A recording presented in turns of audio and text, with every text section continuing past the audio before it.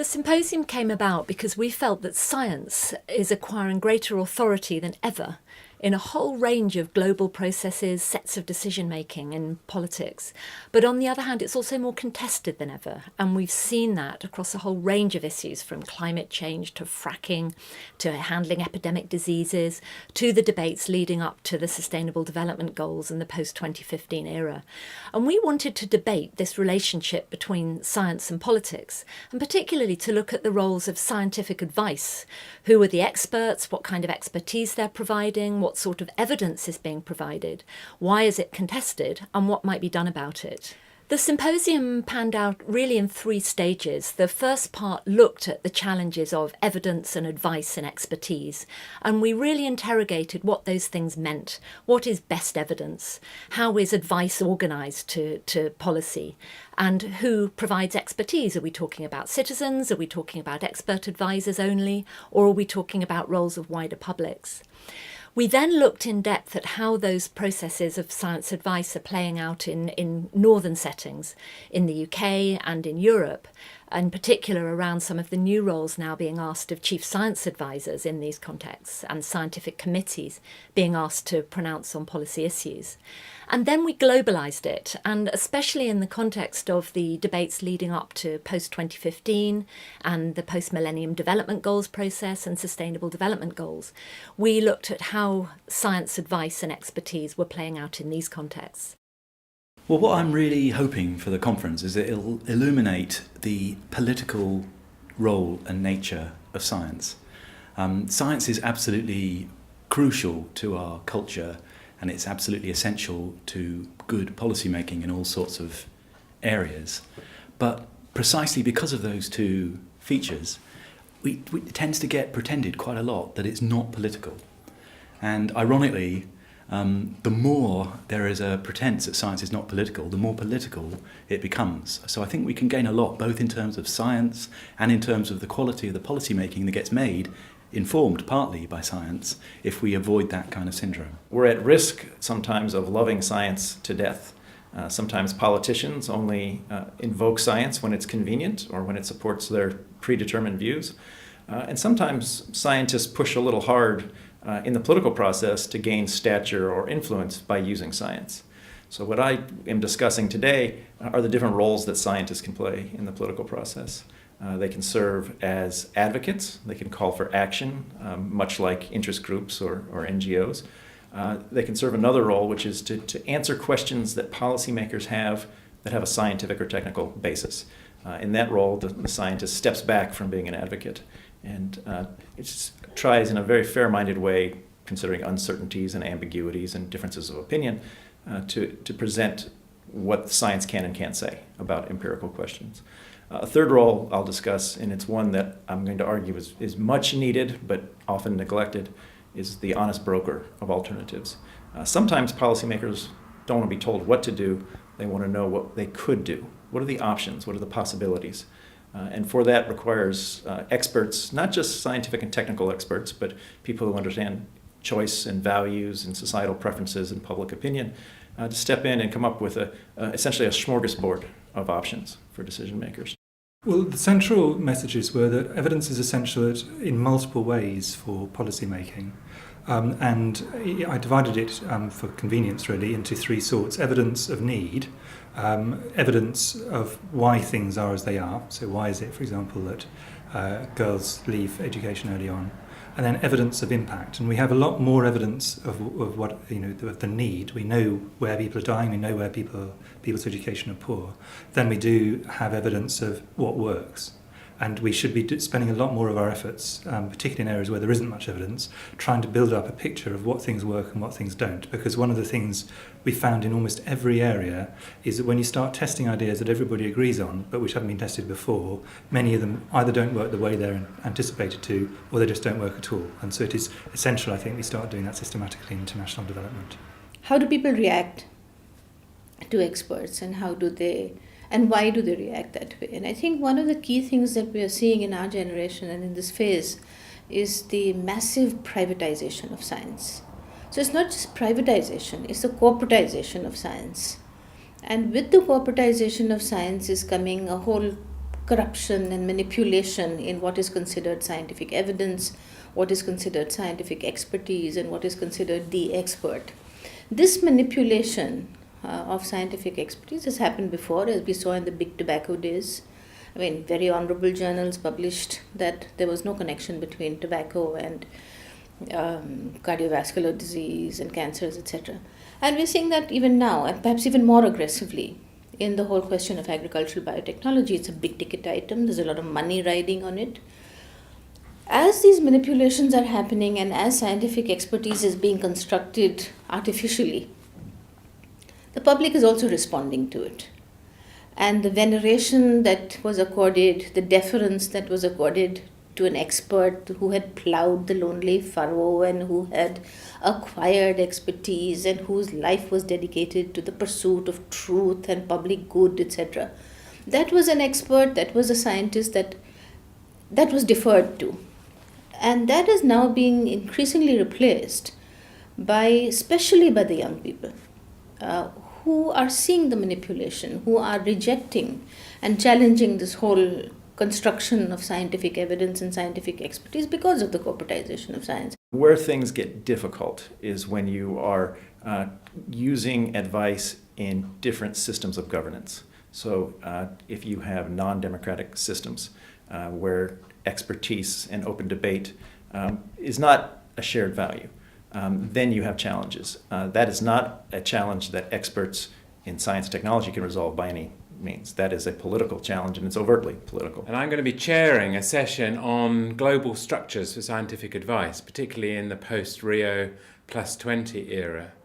And I think we're going to have some really fascinating discussions about how controversies are dealt with, how consultations happen across the whole globe, how consensus or non-consensus arises.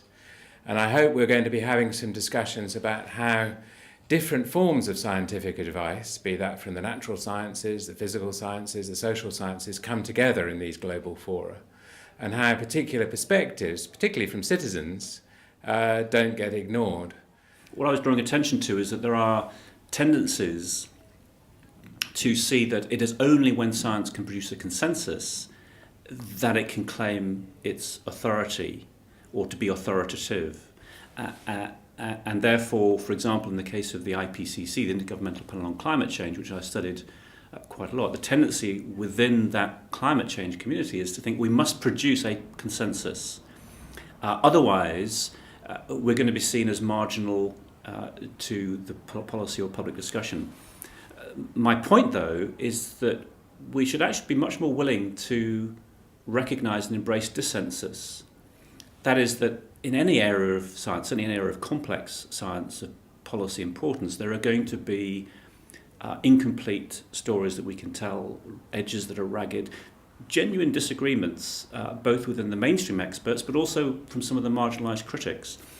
And that science actually would become more authoritative if it gives official recognition to what I've called minority reporting. So what that actually does, it brings in to these accredited spaces the views of those who see themselves as sort of counter mainstream. Many people think of disagreement and challenge as a problem when it comes to engagement. You know, you should close it down and move forward as fast as possible. So I think I'll be arguing that you have to see engagement and disagreement very much as bound up together. There's an energy that comes from disagreement, and that in many ways empowers the exercise. I'm going to talk about the importance of international research, international scientific assessments, and the importance of scientific advisory bodies. With respect to research, it's really important we integrate at the international level all the large research programs into a new entity called Future Earth. It will be transdisciplinary, bringing together the researchers, the funders, and the stakeholders. I'll then also talk about the new Intergovernmental Panel on Biodiversity and Ecosystem Services, which will bring again to governments, private sector, NGOs. What do we know about biodiversity? It will do assessments at the regional and global scale. It will stimulate new research. It will do capacity building in developing countries, and it will develop new policy-related tools. And then I'll talk about the importance for government, but also for the private sector, to have scientific advisory bodies and chief scientists. And one of the points I'll make is that Ban Ki-moon will soon have, for the whole of the United Nations, a new science advisory board for sustainable development.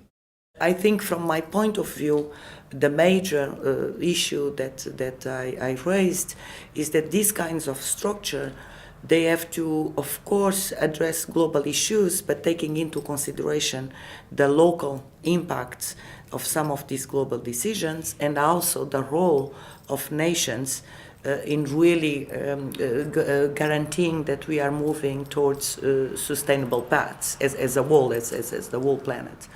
But also the importance of involving multi-stakeholders, so not just governments and science, but really much diverse set of stakeholders.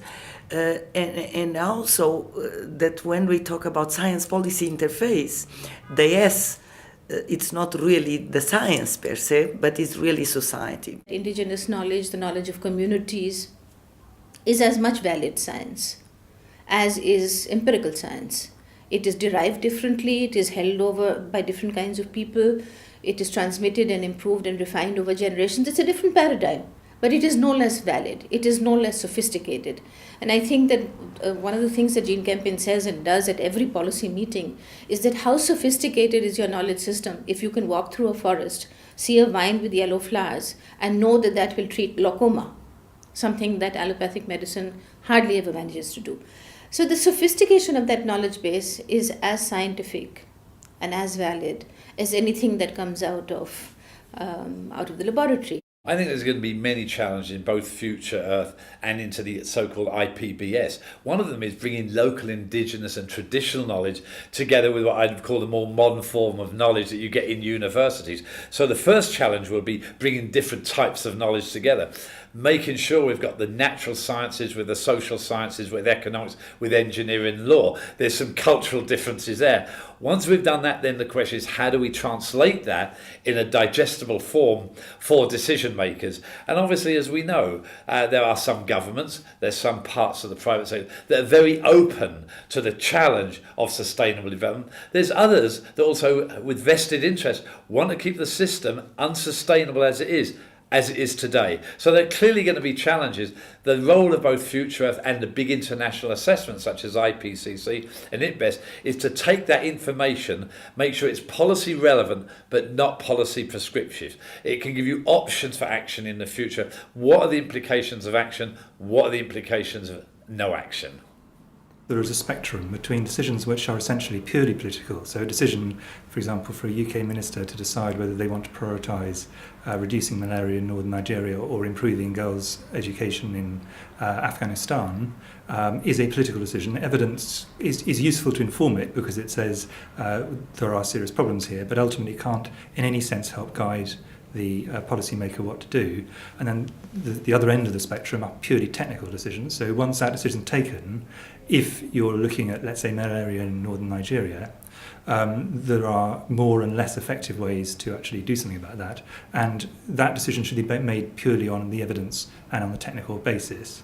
But there's a lot of things that lie between those two. And the MDGs and SDGs discussions, some of them are in the purely political space, and some of them are in an area where technical issues inform the decisions, but they'll never drive it completely. You know, there are two types of sciences here at work. One is what I call the eagle eye science, and this is what people sitting in the UN, these IPCCs and all that do. You know, way up there, looking at the whole broad terrain and all that. And you have the toad's eye science. People actually sitting in the villages and working. If you ask me, in Nepal, for instance, there's all kinds of talks about have we met the Millennium Development Goal targets and have we done this and that. Now you ask an average farmer whether he's even heard of it, let alone whether it is influencing his life at all, and you'll find out no. They are taking decisions. Millions and millions of feet around the world are taking decisions on what they see as, or what they define as poverty, and what they strategize as getting out of.